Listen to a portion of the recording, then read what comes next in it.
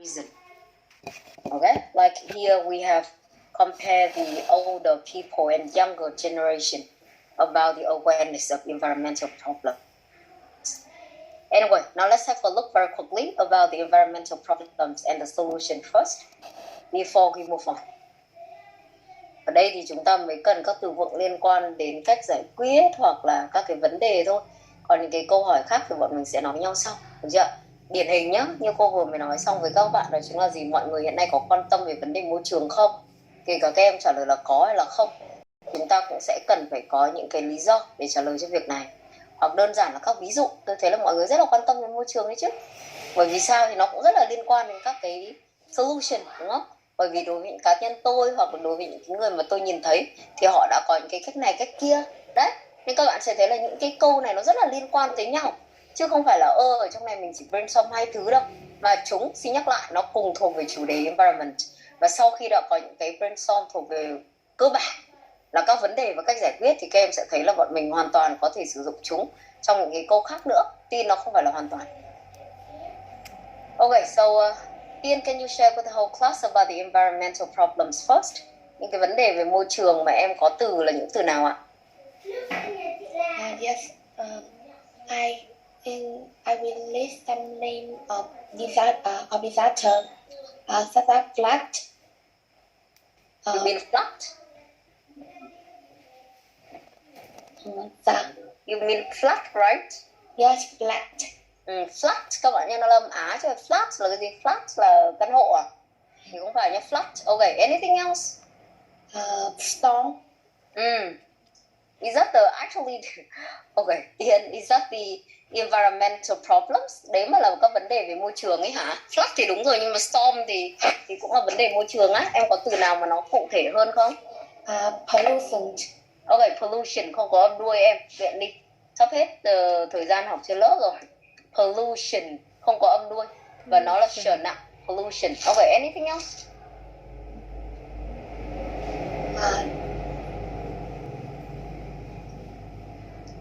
Air pollution. Damage. Okay, what kind of damage? Damage is not clear. Damage in poverty. In property. Cái đấy là vấn đề môi trường ấy hả?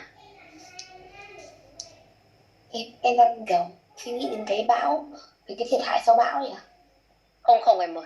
Thôi, đừng có đi xa quá với các vấn đề môi trường ở đây là gì. Ít nhất bây giờ em mới có hai từ đúng thôi, là pollution và flood. Pollution ở trong này thì có thể những bạn sau đừng có liệt kê ra nữa nhé. Là air pollution, rồi water pollution, rồi soil pollution, các thứ là nó cùng với một loại hết. Thì chúng ta là pollution thôi đã. Okay? Anyway, so you still do not have a lot. You may have too only. Do not think further. Như em nói là các cái ảnh hưởng sau đấy ấy, thì không phải đâu em. Em đang làm khó bản thân và em không ăn được điểm trực tiếp. Okay, now let's move to another one to see whether you have other words for this one. And once again, class, we just have unit number 7, unit number 8 for part number 3. So focus, or else we may not have a lot of topics for us. Okay, so Chen, can you share with the whole class, besides just flood and pollution that your friends mentioned before, anything else? Climate change. Okay, at least we have this one. It is one of the words that we have in the question. Thank you. Anything else? Global warming. Yeah, okay. Global warming. Good one. Deforestation. Yeah, it is the good word, deforestation. Plus, I have that on the chat box. So not only Tiên, but then other students, you have to look at that. They are considered basic one. They are not the difficult one. But then we still have to know all of them, not just some. Deforestation. Okay, anything else? Acid rain. Yeah, we may have that. Just list if you have more. Drought.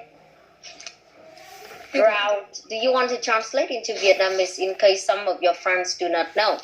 Hạn hán. Yeah, that's right. Phá rừng rồi hạn hán rồi là nóng lên toàn cầu rồi là thay đổi khí hậu đúng không ạ? Okay, any other words that you want to contribute?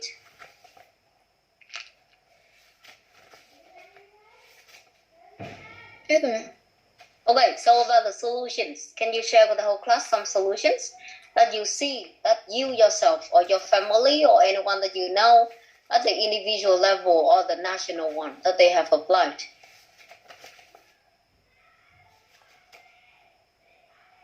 Recycle, reuse, Yeah, we have the word recycle before. reuse. Yeah, okay, all three are in Vietnam. We have some campaign before, very famous. Anything else?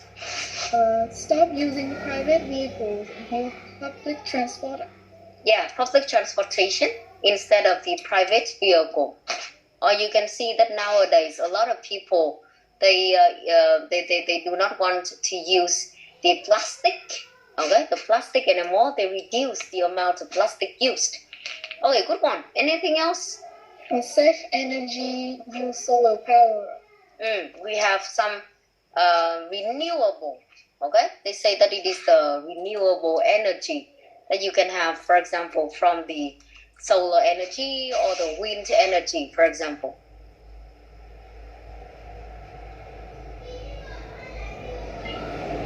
Anything else? Plant more trees. Yeah, okay. Some cliche, but then we still have to use it.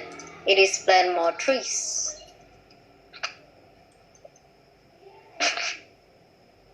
Okay, so thank you very much. I think that you have mentioned a lot of good vocabulary for us to use in terms of environmental problems and the solutions. Even, of course, in the test, we do not need to mention all of them, but as I said to you earlier, we need to know them. And we have to we have to perform at least some of them. Okay? Now let's have a look at some of the summary that I have here.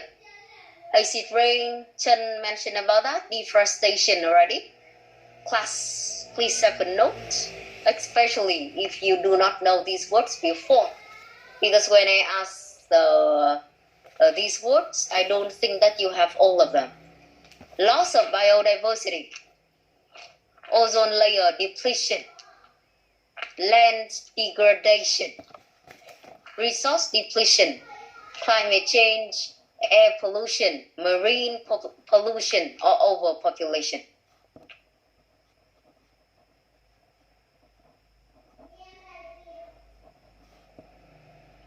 Ok, sau này của bọn mình có vài cái thôi, nhưng các em cũng sẽ cần phải nắm được, mặc dù cô đã nói rất nhiều lần rồi là mình không phải dùng hết, đúng không? Nhưng mà chúng ta cũng cần phải biết đây là những từ cơ bản, không phải chỉ trong mỗi lần nói đâu, mà gọi là nghe nói đọc viết có hết.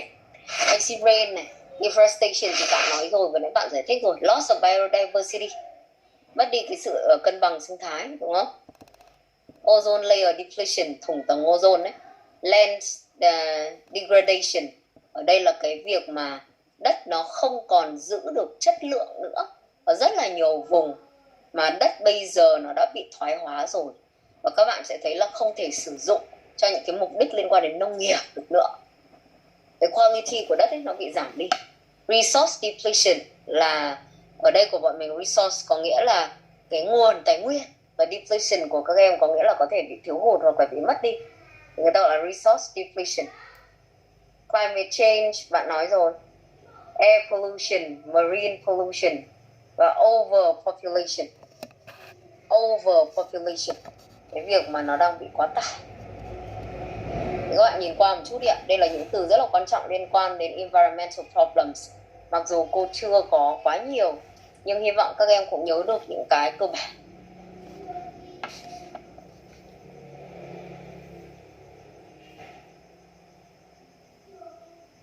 Okay, and in terms of the common solutions to the environmental issue, I think that Chen mentioned a lot. You can have a look at the chat box, okay? Or we may have something else, like just conserve water and electricity. Conserve water and electricity.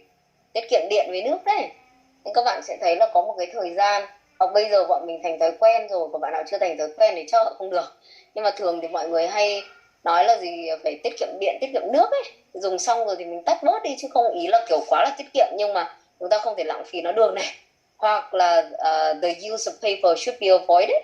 You see that now we have email, and some of the companies, some of the organizations, they usually have the warning that you may consider printing, or you may not want to print because it is not the way to protect the environment. Or we replace disposal items with reusable items. Okay, replace disposal items. Những thứ mà dùng một lần ấy thực ra là không tốt, đúng không? Thì thay thế bằng những thứ mà mình có thể tái sử dụng thì người ta gọi là disposal items or reusable items.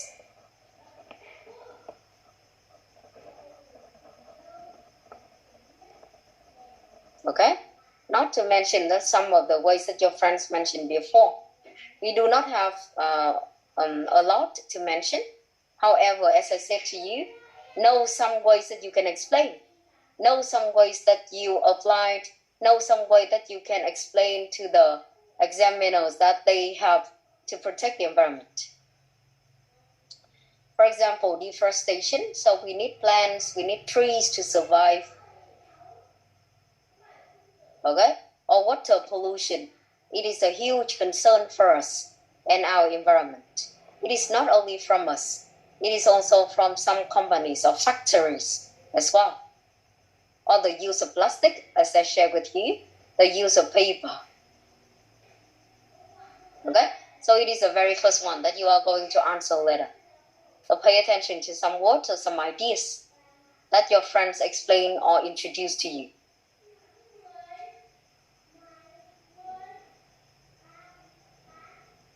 It is the first topic that we have here. Now let's look at the second one. We will have some brainstorming before you can practice. Tourism in local community. It is the second topic that I want you to look at today. Some questions we may have. Do you think tourism is a good thing? Why do you think some people believe tourism to be bad for local communities? Number 3, do you think local communities change as an effect of tourism? And the last one, do you think there are more advantages than disadvantages for local communities? Even here we have 4 questions, but basically we just have 2 things. Cái này thì các em thấy là chúng ta có 4 câu hỏi, nhưng thực ra nó chỉ thuộc về 2 mảng thôi. Mảng thứ nhất là nói về điểm lợi. Do you think tourism is a good thing đấy? Hay là there are more advantages than disadvantages? Và cái thứ hai của bọn mình là nói về những cái điểm bất lợi, những cái điểm chưa tốt, hoặc là những cái mà trong này họ sử dụng từ là bad for local communities của tourism mang lại. Đây là một đề kinh điển liên quan đến cả viết nữa. Để có rất là nhiều lần thì người ta có hỏi về tourism trong phần viết rồi. Và khi mà các em đọc hoặc là khi các em có thì nó cũng không phải là những cái đề mà nó quá là lạ. Bây giờ cũng vẫn xin mời các bạn hãy chuẩn bị 2 phần thôi. Thứ nhất là liên quan đến điểm cộng. Cô cần tổng cộng 3 ý liên quan đến những cái điểm tốt mà tourism mang lại. Và đặc biệt là cho local community.